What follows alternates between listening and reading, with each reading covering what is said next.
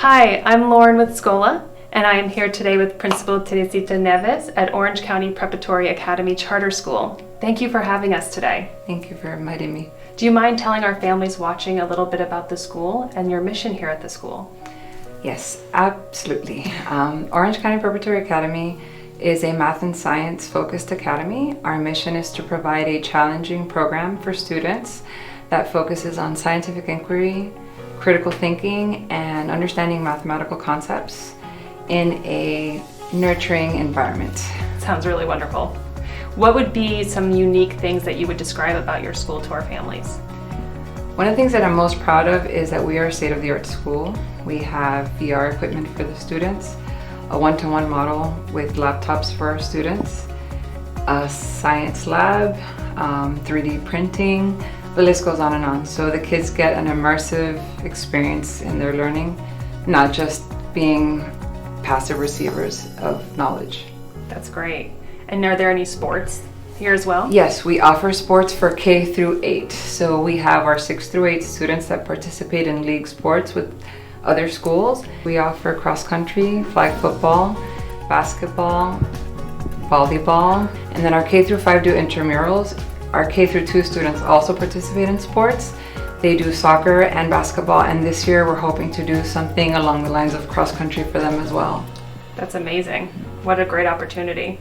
Yeah, parents really enjoy having their little ones participate in sports, and sometimes it's not offered to them in schools, so we like to be able to offer that to our little ones. That's amazing.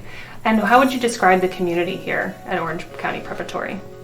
We have a really diverse community that is really something that I wasn't used to, where I came from Miami and it was like we were all Hispanic, right? So up here we have a really diverse population, not just from the United States, but from other countries that come as well. So it's been really neat, and for my daughter especially to experience that, it's been really nice. And is there anything special about the learning styles that students may receive as they get a little bit older? So one of the things that we do in order to be able to reach all students is that we have built in time into our schedule that is structured enrichment time. So students that might need a little bit more help in mastering concepts are targeted during that time, while students that may benefit from enrichment going beyond mastery are also targeted during that time, so that everyone is getting either help or enrichment at that specific time of the day with a specific teacher. So it's built into our infrastructure so nobody falls through the cracks. One of the things that we focus on for our middle school students is that our 5th graders are in the middle school rotation, and then they have teachers that follow them from 5th through 6th, 7th, and 8th, so that they really build that relationship with the students. So the English teacher gets to know your child from 5th grade up and is able to provide them with what they need in order to be successful. Instead of having to relearn what a teacher expects each year, they already know what the expectations are. And we also make sure that their classroom setup is the same year to year. So starting from kindergarten all the way up, we have the same common board configuration, the same data board setup, the same word wall setup, obviously maturing with the child as they get older, but the same setup so that when they come in the next year, it isn't all brand new. They know where to look for their learner objective. They know where to look for the vocabulary. They know where to look for their agenda for the day. It isn't all brand new to them. And we've seen that it helps the students be much more successful. And the other thing that we're doing right now, we are a fully accredited Cambridge school now. So we are offering Cambridge classes to all students, which really sets them up for success in high school if they want to go into a Cambridge program. Our students are starting from kindergarten all the way up, taking Cambridge courses, and it is a project-based learning system where they do research projects in order to learn about how they fit into their society, not just locally, but nationally and then globally. And it helps students learn how to be critical thinkers. It helps them engage with knowledge intellectually, but also from a social aspect and how they can change the world as they get older. Wow, that's incredible that they get to experience something like that. And then how would you describe the teaching styles that you have at the school as well with your teachers? Okay, so This is something that I'm very personally connected to because for years I was the head of the math curriculum department for our family of schools, and I designed this system of teaching mathematics that was implemented in our schools and continues to be implemented here. So we focus on the CSA method, which is concrete, semi-concrete, abstract. Our students start with hands-on exploration of the concepts in order to build conceptual knowledge. And it is inquiry-based, so it isn't just like, here, do this, do that. They actually experiment with the concepts themselves, trying to solve the problem that's given based on what prior knowledge they have with the materials that they have on hand. We then transition them to pictorial representations with drawings and diagrams. It's kind of like a bridge between the concrete to the abstract. And then we finally introduce the abstract algorithms where the teacher actually shows them, this is how we do the mathematics on paper. That way they get to experience it more organically. Instead of just being told how to do the math, they discover the math on their own with facilitation from the teacher, of course. And once we get to the abstract portion, the teachers use a gradual release method, which is I do, we do, you do. And that builds their confidence in the procedural knowledge, but only after they've experienced the conceptual foundation. That's amazing concept that you guys have here and with your teachers as well. And can you tell us a little bit about the kind of students that come here that really flourish? All students are welcome to join our school, but if you're looking for something specific, there are a few things that we offer that I think you'll find interesting.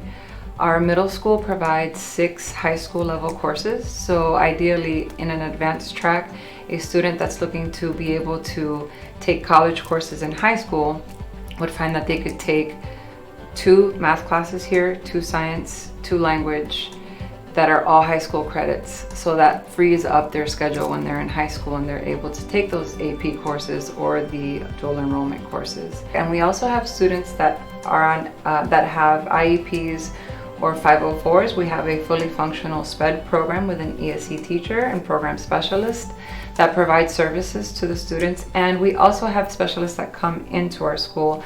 So speech pathologists, occupational therapists, any specialist that a child might need or therapist that a child might need can come and service the students in here. It's very welcoming.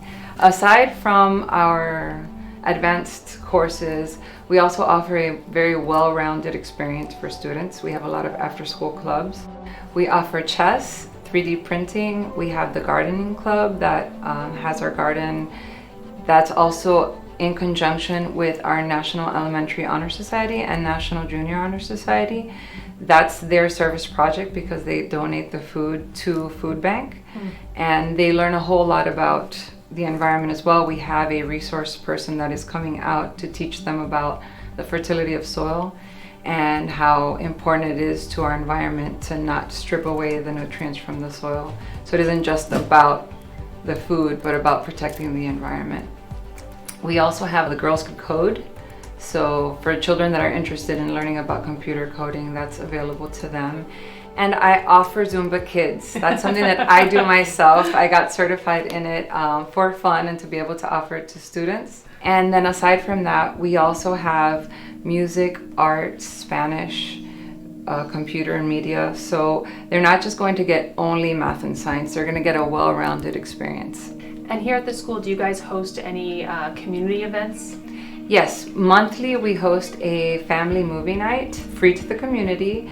Our teachers set up booths and they sell treats for them, and we have a company that comes out and puts up a big screen and people sit in their cars, it's a drive-in, and they listen to the movie in their car. They go and they get treats, and we just share out with the community that way. And our PTSO is very active.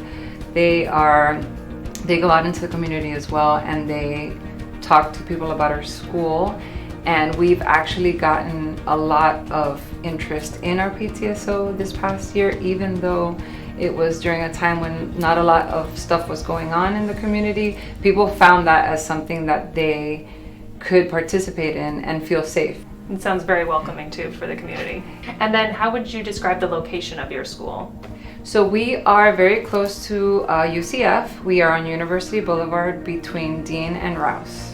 Can you tell us a little bit about the facility and the safety around the facility as well? We want to make sure that our school is welcoming and safe for all students, and one of the things that we do in order to ensure that is that every family gets a special card with a specific number to their family that is assigned to them for arrivals and dismissals. So when they come to pick up their child, they come through the car loop and somebody punches in that number. The students wait in their classroom, so we don't have like outdoor dismissal where everybody's just loose and in the heat. They're in their classrooms reading or doing some activity with the teacher, and that name pops up on their screen and they know to come downstairs for dismissal. When they come downstairs, either myself or another teacher puts them into their car. So the parents don't need to get out. If they don't have that number or that card, they don't get in. Parents also provide names of other people that can pick up their children, and those people are welcome to come to the office and check in. And then we call those, once we've verified that they are allowed to pick up the children, then they come down to the office and pick them up that way. And you have a beautiful campus. I Thank saw you. the artwork as well. The art room looks beautiful, and I'm sure the children here just really flourish. Yes, our art teacher does a really great job with them. She does several large projects, and we are so looking forward to being able to do exhibitions now this year that we are coming back from the pandemic and all of the things that we weren't able to do. So she has a long list of contests and exhibitions that she's going to be entering them in, and she does this really great event at the end of the year, like in the spring, where she does an art gallery, and then parents get to choose which items they would like to purchase, and then she has a website that she uses where they kind of make merchandise based on their artwork. So if a parent wants to send grandma a mug with the artwork of the grandchildren, or a mouse pad, or they would just want to frame it, that's available to them, and parents really enjoy that as well. I'm sure all family members would probably enjoy that too. Yes. Yeah. Well, thank you so much for having us here today. Thank you. Please check out Orange County Preparatory Academy Charter School on Schola.com, or you can visit them at orangecountyprep.com. Thank you so much again. Thank you.